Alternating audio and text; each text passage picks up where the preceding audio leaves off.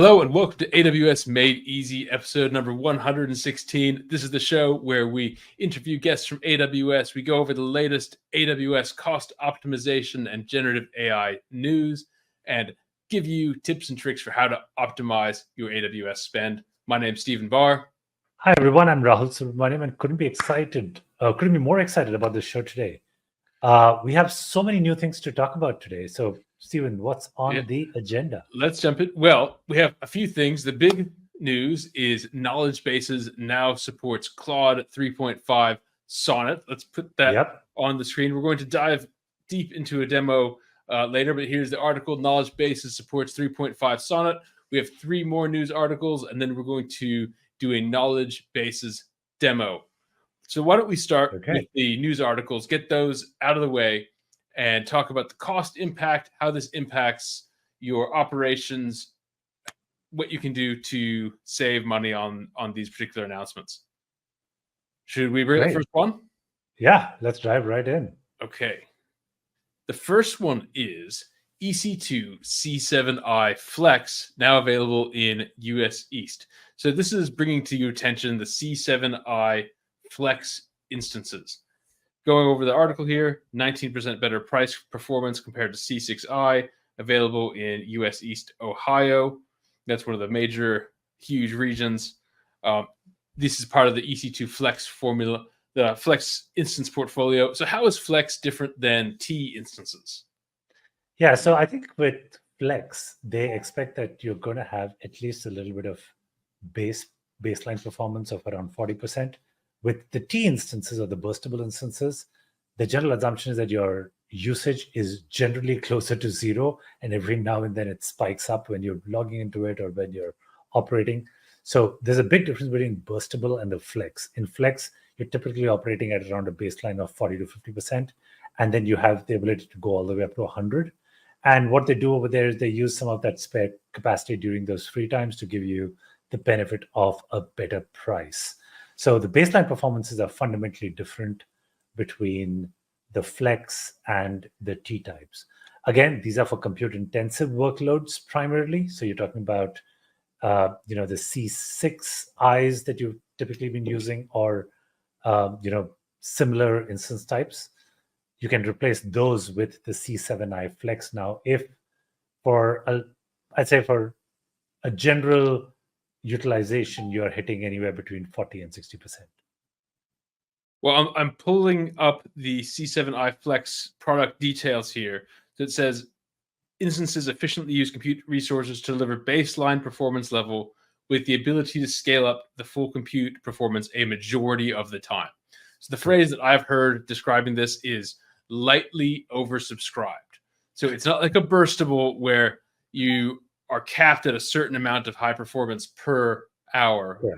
This is most of the time you can go up to 100%. You're at least 40%.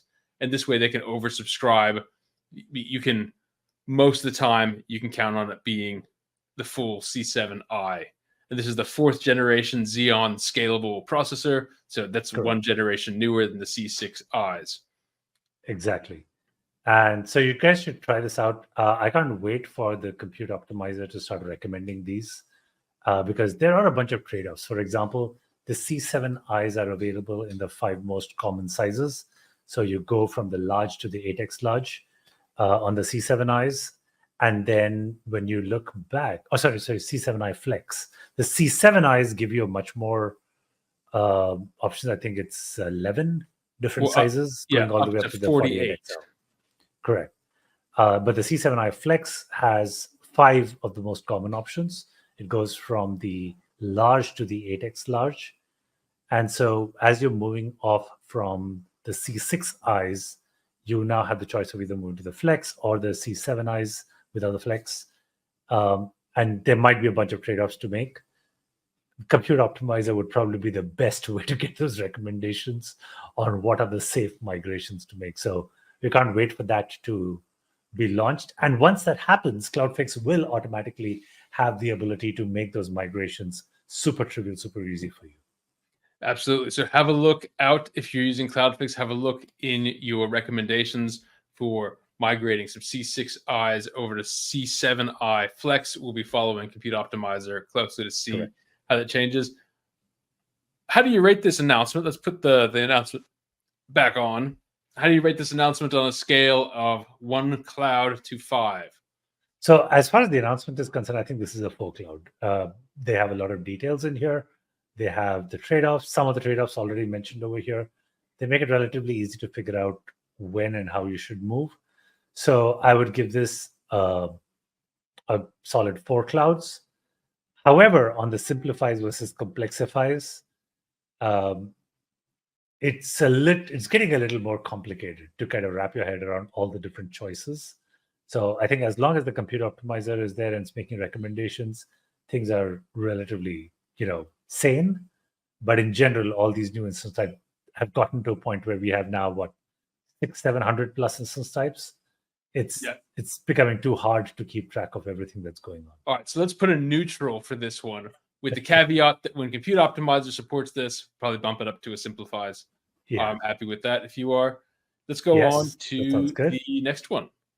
Let's put this one on here. Bedrock offers select foundation models for batch inference at 50% of the on-demand inference price.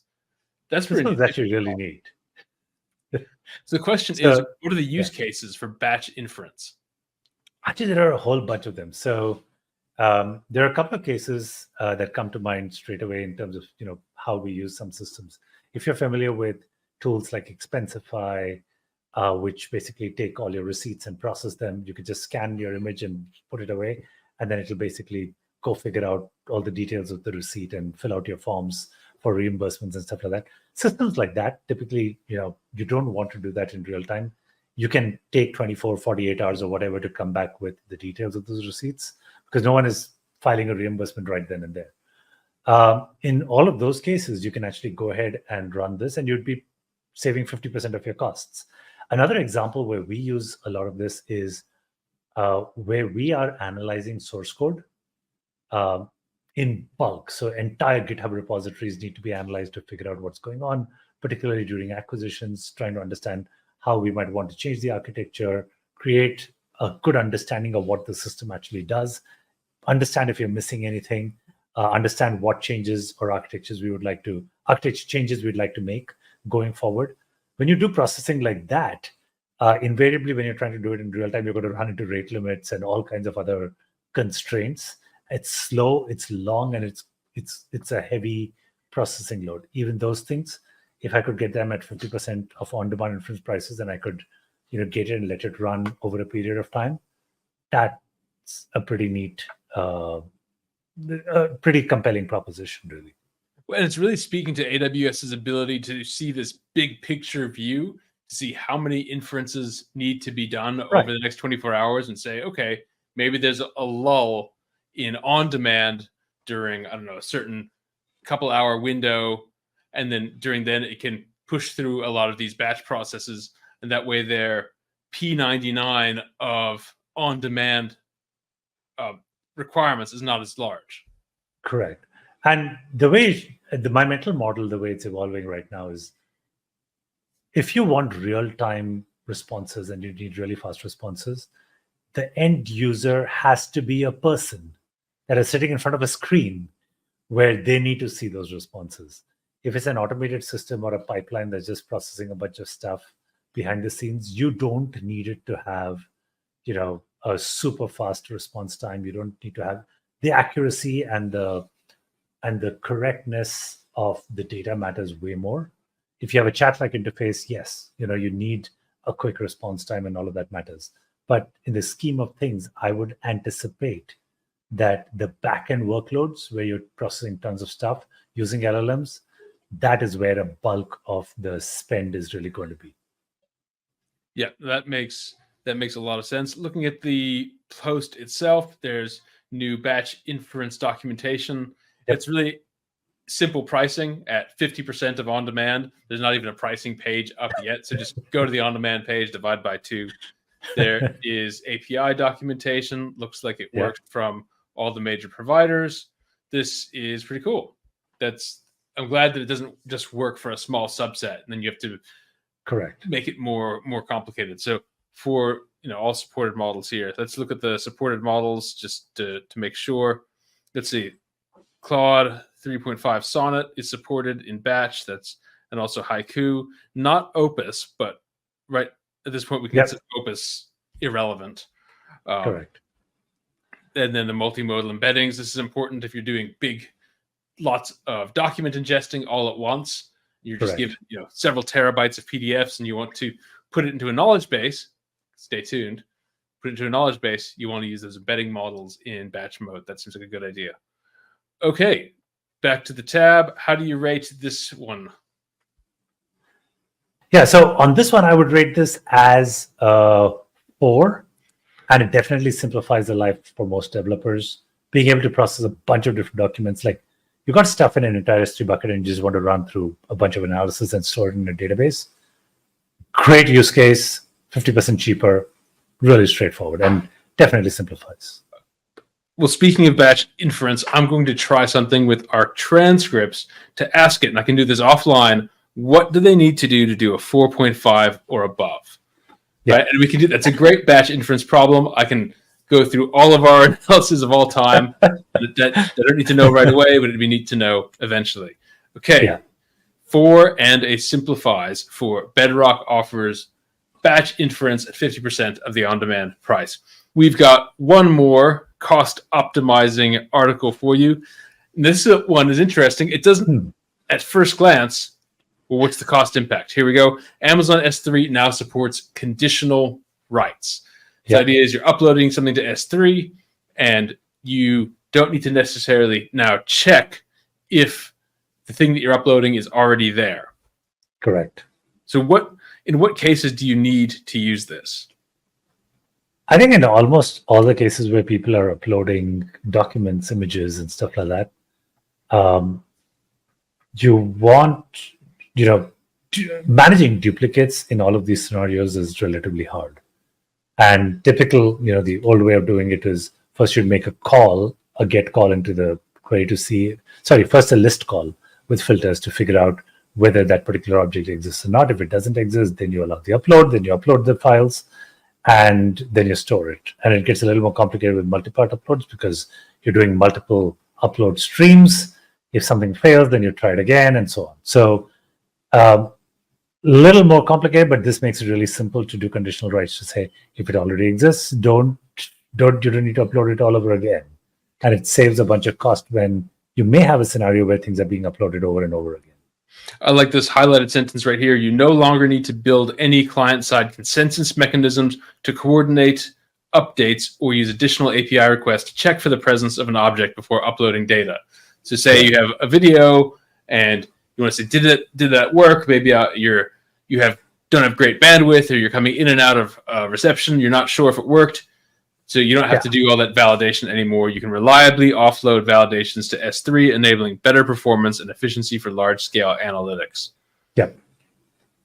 It tells you exactly what to do. It's just an HTTP header, and you can add that.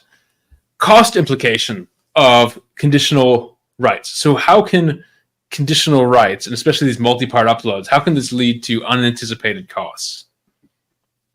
So multi-part uploads basically means that when you have very large objects that you're trying to upload into S3, you're using multiple different streams or channels to kind of push all of that data onto S3. Now, once in a while, every now and then, you'll find that some of those multi-part streams fail. And so you'll have partial uploads, and those unfinished objects are still sitting over there orphaned when you're done with it, or you're retrying or doing whatever else to mitigate that situation. Now, those orphaned multi-part connections are still there. Those artifacts are still over there. And you don't want them lying around because they add up to a bunch of costs, particularly if you have applications that upload tons of data from users or from elsewhere. So you want to make sure that every now and then you're running a kind of on like a garbage collection or a sweep to make sure that all of these multi-part fragments are detected and then deleted because they don't have any use at all. You can't use them. They're not real objects in S3, really. You just want to make sure that all your partial uploads are then terminated and you've deleted all these artifacts. Now, I have to mention CloudFix we can find and fix multi-part uploads for you. That is one of those, like you said, especially if you have user submitted video and it uploads part way and then you lose signal for a little bit, so it has to try again. Well, what are you going to do with a half uploaded video? S3 is not going to delete this just by nature of it. They don't want to lose data, so they're not going to delete it, so they're going to hold on to it. You probably don't need this unless it's a very special case, right? I have not heard of any scenario where you need a multi-part upload. You were uploading an entire big file and only a part of it actually got uploaded. In 99.9% of the cases, that's a useless file. You can't do anything with it. You can't recover anything from it usually because the rest of it is all missing. So it just doesn't make sense to hold on to it. Well, maybe if you have a probe in space and you want to get every last bit of data as it makes it out of the solar system and you're uploading to S3, maybe that's a use case, but probably not. I still wonder. All right. How do we rate this one? This I would rate as a 4. I like the simplicity of it. As we are moving more into a no-code environment or a low-code, paradigm, which is becoming more and more common, not having to worry about, this whole check if the object exists and then decide to upload or not, that just being taken care of automatically makes so much sense. It makes workflow simpler. It makes operations way simpler if it's handled automatically by the system. So that part is more exciting to me. Of course, the benefits of, fixing all these multi-part fragments helps a ton as well. Awesome. Well, let's take a quick break. When we come back, let's dive into knowledge bases, Bedrock knowledge bases, and see how the new support for Claude, Sonnet 3.5, how it can affect our usage of those knowledge bases. So we'll be right back. Some tools just find AWS cost savings and make you do all the work. Visualizing cost opportunities is great, but that's not enough. CloudFix, on the other hand, actually delivers those savings for you. And you don't need to worry because CloudFix uses AWS recommended savings techniques. It fixes, not just finds. It's the easiest way to save money on AWS. It's 100% automatic and risk-free. And the best part of all, it works non-stop. Stop overspending on AWS and click on the link to start saving now.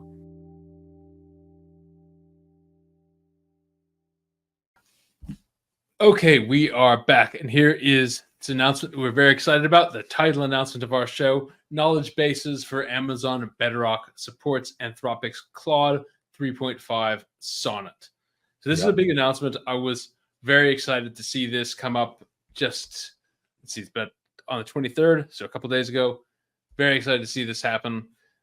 Have been waiting for this. What is the significance of Claude 3.5 Sonnet? It's been out for a while now, 2 months? It feels forever. But yeah, I think it's about 2 months. We've just been using it so much that it feels like it's just so ingrained in everything that we're doing right now. It is the frontier foundation model right now, and performs amazingly well. Yeah, it is the king of the hill, as it is, right? It is the one to beat at the moment. Good price performance. Amazing Claude 3 Opus. Claude 3.5 Sonnet is a better value, bigger context window, better in every way. And it's neat. There's more Claude 3.5s coming. Eventually, there's going to be 3.5 Haiku and 3.5 Opus. I like the stats here. 200,000 context window, which is about 300 pages or 150,000 words. That's really neat to see. Claude 3.5 Sonnet is fully supported through the Retrieve and Generate API. That's how you call knowledge bases. So I wanted to go over knowledge bases in general and talk about their use case. It's a bit more involved than your typical Amazon service. There's a few different things that it touches. Well, Raul, have you been using knowledge bases for anything?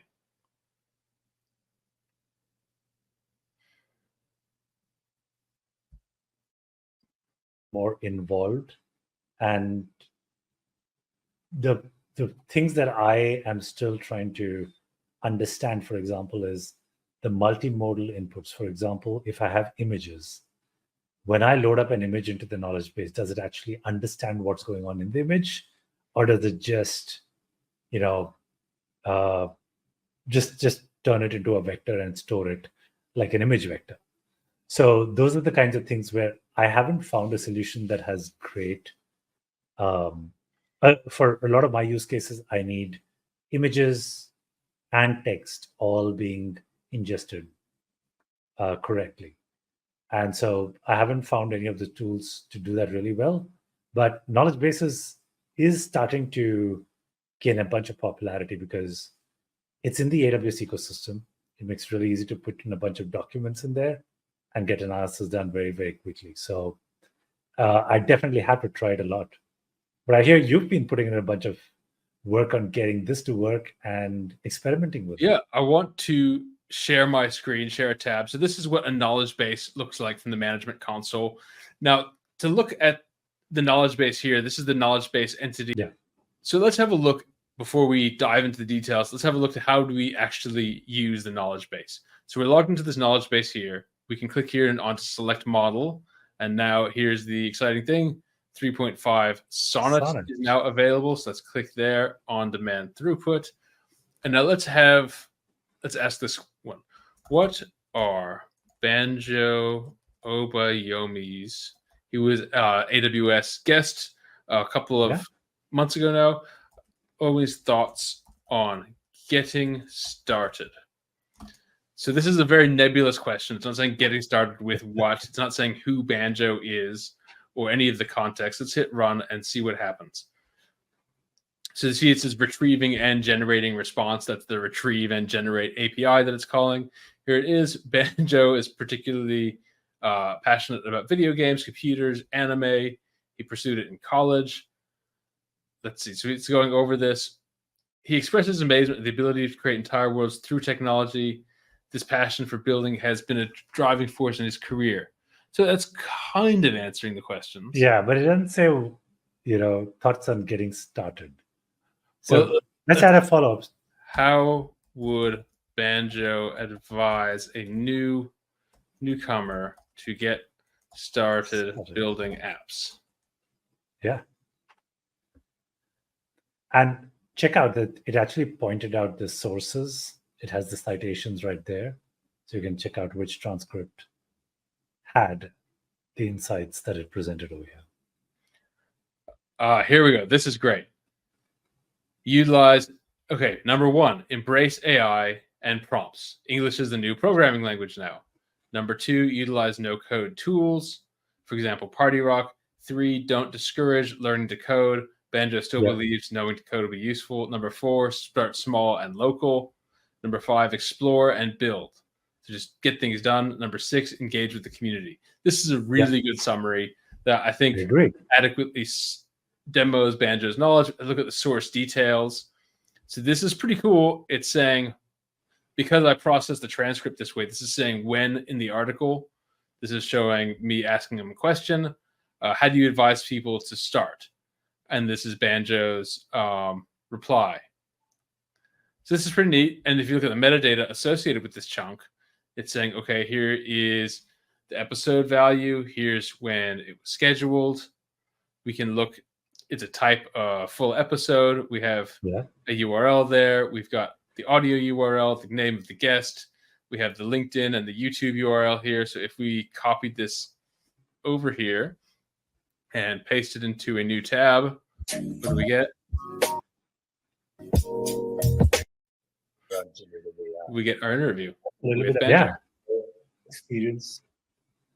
So that is the knowledge base. Okay, so that's pretty cool. You get the metadata, you get the chunk, you get the knowledge. Personally, when I was exploring this with Claude 3 and Claude 2, I wasn't as happy with the answers, and sometimes it wouldn't even cite the right person. So I'm much happier with this. Yeah, I think having a more powerful LLM to front any knowledge base makes a ton of sense. And I think that this definitely is a huge improvement over what's already there. My general recommendations on future features to add to any knowledge base is, number one, having different kinds of loaders definitely helps. Unfortunately, with most knowledge bases right now, including AWS or Bedrock Knowledge Base, is that when you're vectorizing your content, you're just vectorizing as text. You assume that your input is all a text, and you're just vectorizing that and putting it in the same database. We'd like more advanced loaders where if you've loaded up an image, then the image, you should basically then go through one parse of inferencing what the image contains, all the content in there, and possibly answer some questions around that image as well before dumping that into a vector store. Well, I'm glad you said that because I want to try adding a new data source. So right now my data source is S3, but I did notice there's this web crawler preview. Yeah. So let's give this a try in its real time. Let's call this CloudFix blog. And then we can do cloudfix.com blog. Yeah. Let's leave this as default, 300 URLs per host per minute. Let's see what happens. Great. And then you're right. If we had an architecture diagram here and had a web page that said, here's a nice diagram that you should learn from. Yeah. Are we going to get the information out of that diagram? My understanding is that you don't, because you're literally just taking all the content over there, not so much the images, but the text content, and dumping that into the vector store as is. So one thing I noticed that when you're configuring the data source is that you can have a Lambda for your content chunking and parsing. Yeah. So I wonder if you could use a Lambda function to, for example, process the images. Yes. So these are what you would call custom loaders. So you would basically get a bunch of those. So here in this particular case, for example, I think the last time I read up about the web crawler was that you actually don't get any images. You will get the references. You'll get the raw HTML dumps, which will have ahrefs in there for images, but it will actually not have the specific, images or base64 encoded images in those. So you'll have to separately go parse those links, download them, and then run them through another LLM to understand what's the content of the image before spitting it out. Now, just a note, Llama 3.1 is incredibly versatile and powerful. However, it doesn't have the ability to understand the content of images. Claude 3.5 Sonnet is equally capable, but also has the ability to understand content of images.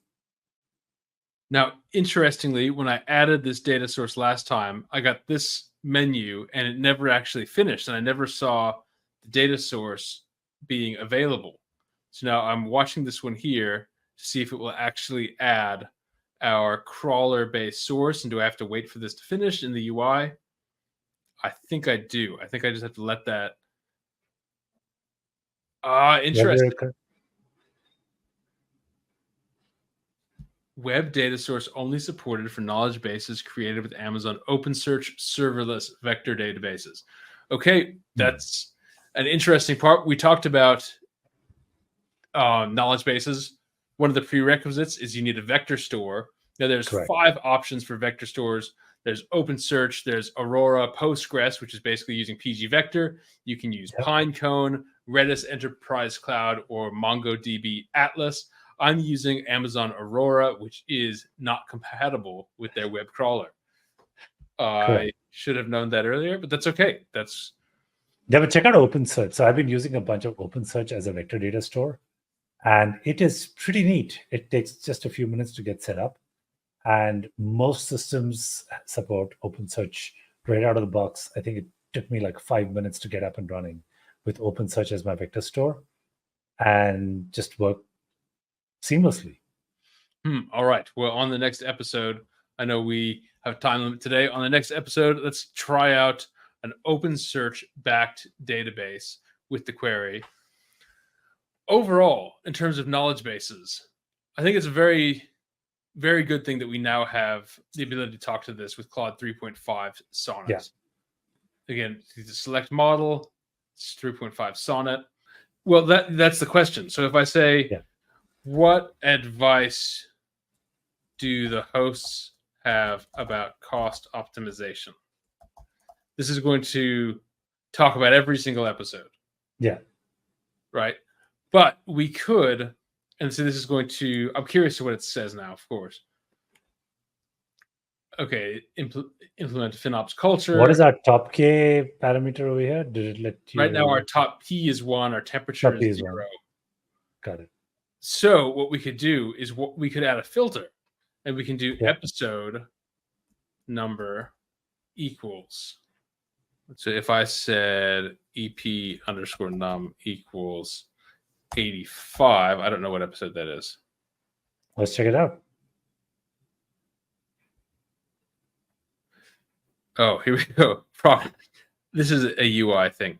Okay, let's try that again. EP num, enter. And we had to modify this filter, 85. Yep. Apply. So now we have a certain episode number filter. What do the hosts talk about? And is there a guest? So now it should ask this question only considering episode number 85, which is specified by the metadata for this episode. There we go. Oh, that is the episode with Jeff.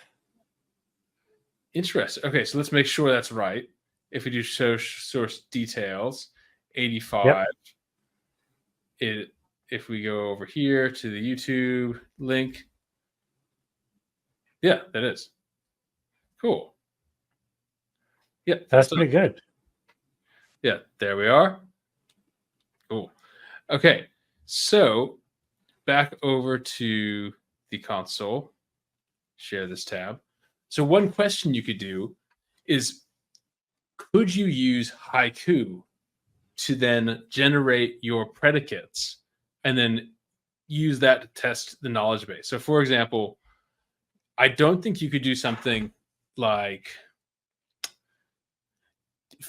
give me a list of guests whose first name is in the first half of the alphabet. Yeah, you can't do that. But Haiku, I think, could generate a set of filters. And then I could plug those filters into a call to the retrieve and generate command. So if the thing is that if you have to go through every single document in any case, you'll need an iterative approach to doing it. Well, I'm saying if Haiku had access to just the metadata, so not the documents, but just the metadata where I could filter on. Yeah. I think that and the metadata has the names of the guests. Of the host. Yeah.